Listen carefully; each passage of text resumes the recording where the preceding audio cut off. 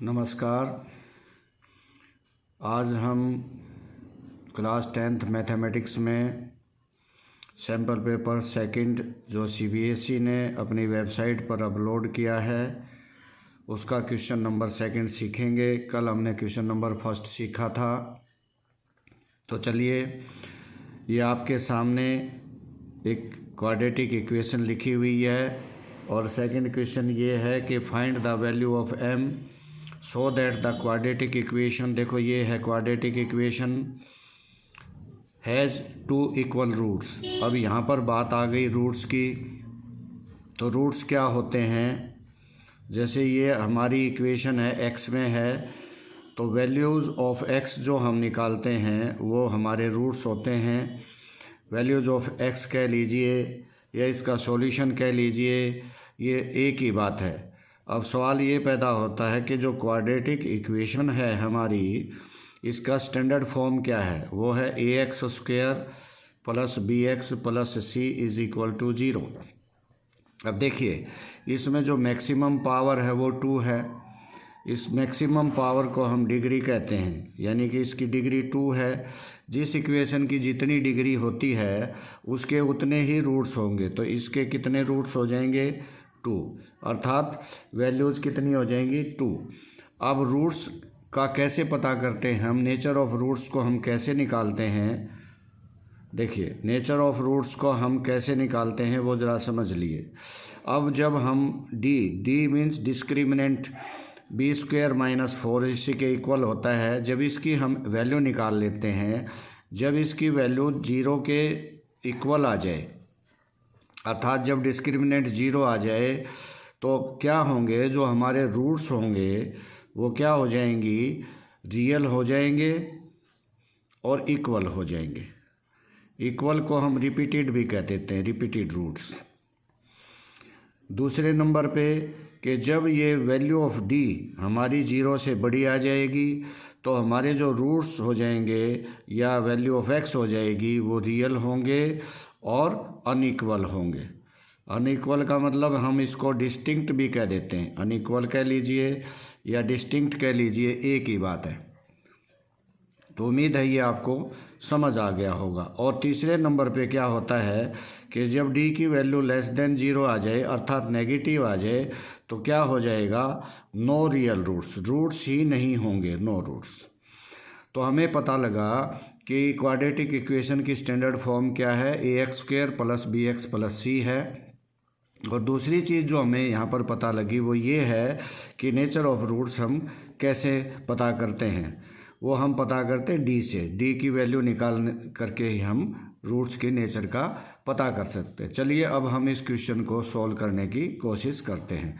तो हमारा जो इक्वेशन दे रखी है वो है mx 5x - 6 plus 9 is equal to 0।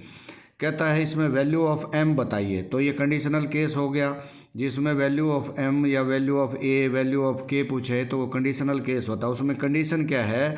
तो इसने आगे लिख दिया find the value of m of the quadratic equation. ये वो इक्वेशन दे रखी है, has 2 equal roots, has 2 equal roots. Equal roots के लिए देखो, मैंने यहाँ ऊपर आपको दिखाया था कि इक्वल रूट्स कब होंगे? जब d 0 के बराबर हो जाएगा।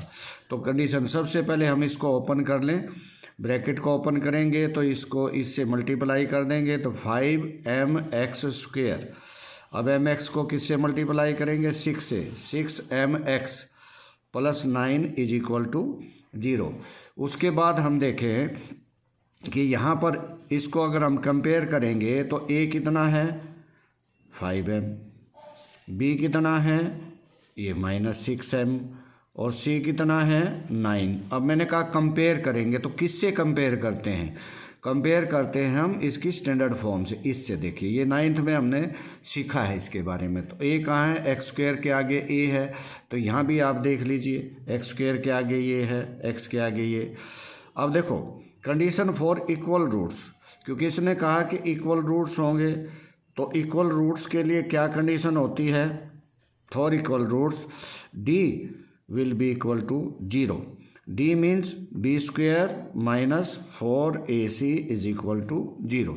तो अब इसकी वैल्यू लगा लीजिए, बी स्क्वेयर, बी मीन्स यहाँ पर देखो हमने निकाला था, ये रहा बी, वहाँ से ले लीजिए, माइनस 4a क्या है आपका 5m है, और c क्या है आपका 9 इज इक्वल टू 0। अब आप क्या करेंगे, स्क्वेयर खोलेंगे तो 36m square minus 36 into 5m is equal to 0। अब देखिए इसमें और इसमें क्या कॉमन है, 36m कॉमन है, तो उसको निकाल लीजिए। तो यहाँ क्या बचेगा m और यहाँ क्या बचेगा 5 इज इक्वल टू 0। अब आप आगे देखेंगे कि ये भी 0 और ये भी 0 तभी तो होगा 36m इज इक्वल टू 0 या m minus 5 is equal to 0।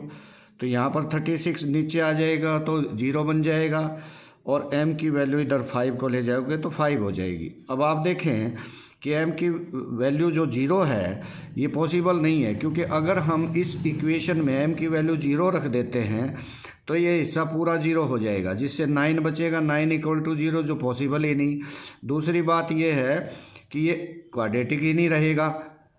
तो अब आप समझ लें कि value of m can not be equal to 0, so value of m क्या आएगी 5, ये आपका आंसर होगा।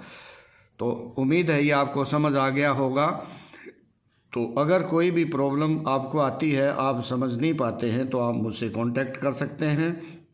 मेरा कांटेक्ट जो नंबर है वो है 9716084829। Thank you, have a nice day.